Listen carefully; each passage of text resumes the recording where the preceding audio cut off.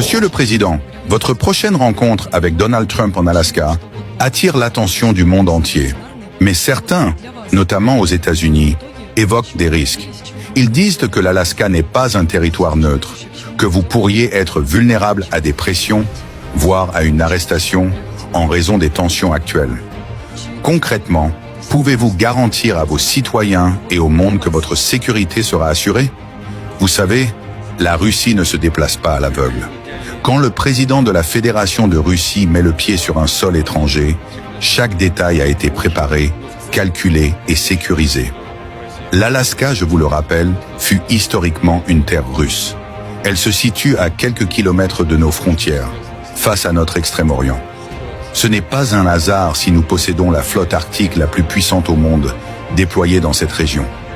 Nos brise-glaces, nos navires, nos sous-marins nucléaires, tous sont capables d'opérer dans les conditions les plus extrêmes. Et ils ne sont pas là uniquement pour la parade. Ils assurent une couverture totale de cette zone stratégique. Si je vais en Alaska, ce n'est pas seul. Dans les airs, des chasseurs russes surveilleront la moindre anomalie.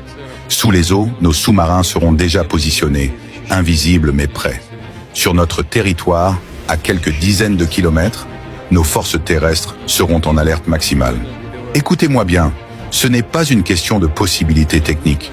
Bien sûr qu'un pays peut physiquement arrêter un chef d'État étranger, mais ce n'est pas la facilité qui compte, c'est la conséquence. Tromper la Russie en invitant son président pour ensuite l'humilier ou le menacer, c'est ouvrir une boîte de Pandore. Les conséquences seraient immédiates, irréversibles et, je pèse mes mots, catastrophiques pour le monde entier. Contrairement à certains, nous ne lançons pas de menaces pour la forme. Quand la Russie prévient, ce n'est pas pour occuper les colonnes des journaux, c'est pour éviter que l'irréparable ne se produise. Ceux qui imaginent qu'en arrêtant le président de la Russie, ils démontreraient une victoire morale, doivent comprendre qu'ils signeraient surtout la fin du monde tel que nous le connaissons. Et je ne parle pas d'une figure de style. Parce que la Russie n'a pas peur de parler.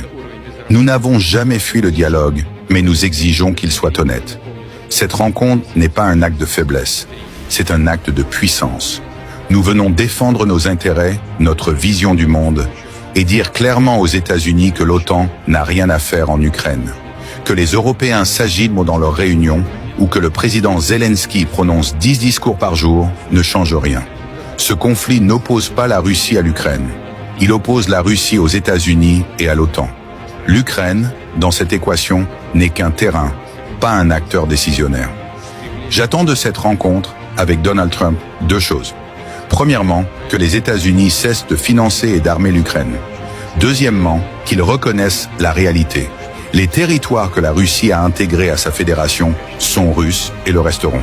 Si Washington accepte cela, la paix est possible. Sinon, ce sera la poursuite d'un processus que nous maîtrisons. Et je le répète, la Russie atteindra ses objectifs. Que ce soit rapidement ou progressivement ne dépend que de l'attitude américaine. L'histoire le montrera, les discours se perdront, les réunions de l'UE seront oubliées. Mais la carte du monde, elle, portera la marque des décisions prises aujourd'hui.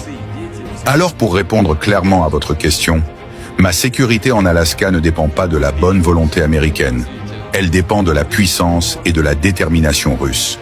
Et cette puissance est en alerte, partout, à chaque seconde, que personne n'en doute. À ceux qui m'écoutent aujourd'hui, restez vigilants. Informez-vous, ne laissez pas les mensonges dicter votre vision du monde.